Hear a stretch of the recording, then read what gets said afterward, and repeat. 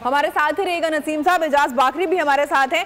एजाज, क्या समझते हैं आप, home ground, home crowd, home conditions और सारी ये फेवर्स आज काम क्यों नहीं आ सकी, आज ये जादू क्यों नहीं चल सका और बहुत ही अनएक्सपेक्टेड सिचुएशन देखने में मिली है ऑस्ट्रेलिया की जीत की शक्ल में? देखिए मावेश, ये आज इंडिया के साथ नहीं हुआ है। ये पिछले तकरीबन 2011 का वर्ल्ड कप का फाइनल जीतने के बाद इंडिया इसी तरीके से ही आईसीसी के टूर्नामेंट्स में नॉकआउट मैचेस के अंदर चोक करता चला आ रहा है। आप देखिए कि इंडिया जब भी, चाहे इंडिया हो या पाकिस्तान हो, मैं दोनों टीमों की बात कर लेता हूं कि जब भी गोरी टीमों के साथ ये नॉकआउट मैचेस खेलते हैं तो इनके हाथ पांव फूल जाते हैं। अगर इंडिया 2011 का ICC one day world cup Dhoni की कप्तानी में जीता था तो अपोजिशन श्रीलंकन टीम थी, ऑस्ट्रेलिया नहीं थी। ऑस्ट्रेलिया के सामने खेले, हार गए।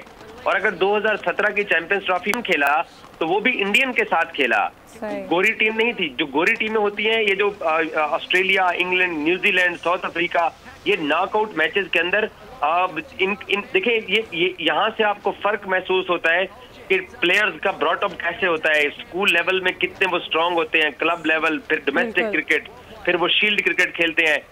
आज की जो मैच जो ऑस्ट्रेलिया जीता है वो ट्रेविस हेड की उस प्रेशर की इनिंग्स का है, जिसने इस पूरे दोनों टीमों में 11-11 प्लेयर, 22 प्लेयर्स आज वर्ल्ड कप फाइनल में मैदान में उतरे हैं। वो सिर्फ ट्रेविस हेड का कि वो जिस तरीके से मेंटली वो स्ट्रांग साबित हुआ है, और इंडियन जिस तरीके से इसी साल भी वो 2023 में आईसीसी वर्ल्ड टेस्ट चैंपियनशिप का, जो कि ये ओडीआई वर्ल्ड कप था, वो टेस्ट क्रिकेट का वर्ल्ड कप था, इंडिया वो भी फाइनल हार गया।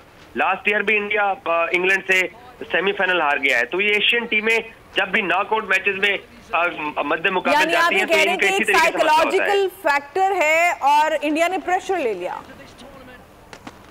सही है। फिर ऑस्ट्रेलिया को आप ये भी उनको दाद दीजिए कि उनके कप्तान ने कप्तानी बहुत अच्छी की। सब लोग पैट कमिंस की तारीफ कर रहे हैं कि जिस तरीके से उसने आज अपनी टीम को खिलाया। सब्सक्राइब करें और बेल दबाएं ताकि कोई खबर रह न जाए।